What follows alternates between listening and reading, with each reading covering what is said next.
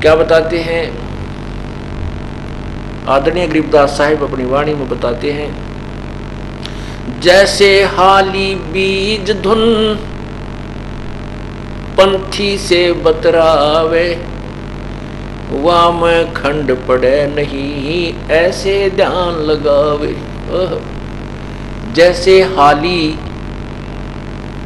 बैलों के साथ हल के साथ में एक बीज बीजने का एक पाइप बांध लेता, उसने ओरना बोलते हैं रोहतक जिले में, ओरना।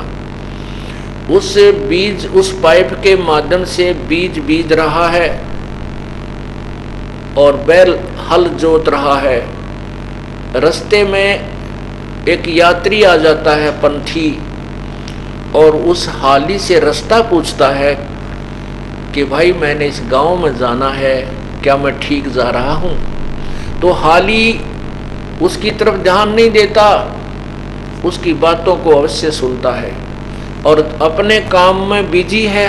बीज भी छोड़ता जा रहा है, हल भी जोत रहा है और चलता चलता उस यात्री को भी कह रहा है, भाई सीधा चला जा, रास्ता तेरा ठीक है, आगे बाएं मुड़ जाना और फिर सीधा निकल जाना। कहते जैसे हाड़ी बीज धुन, उसका विशेष ध्यान तो हाथ पे है जो बीज छोड़ रहा है, और पंथी से बतलावे, वाम खंड पड़े नहीं ही ऐसे ध्यान लगावे। ऐसे स्मरण होता है, ऐसे वो सहज समाधि होती है, ऐसे ढोंग ऐसे हठ योग को प्रत्येक शास्त्र में मना किया। तो इस बात की खटक वाजिद जी का लगी कि भैया बात तो आज नहीं सुनी मैंने।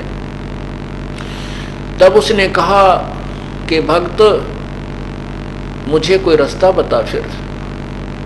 तब धन्ना जी ने कहा कि मैं अपने गुरुदेव से आपको मिलाऊंगा, आप उनसे सत्संग सुनो, विचार सुनो और उपदेश लीजिए।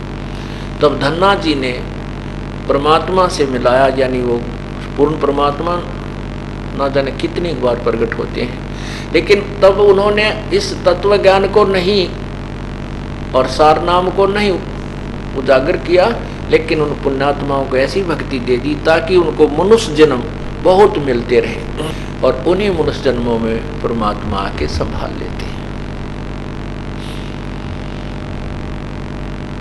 तब बाजिद जी ने वो जो हठ योग था वो छोड़ा और सत साधना जो भी गुरुदेव ने उस साधना बताई वैसे शुरू की।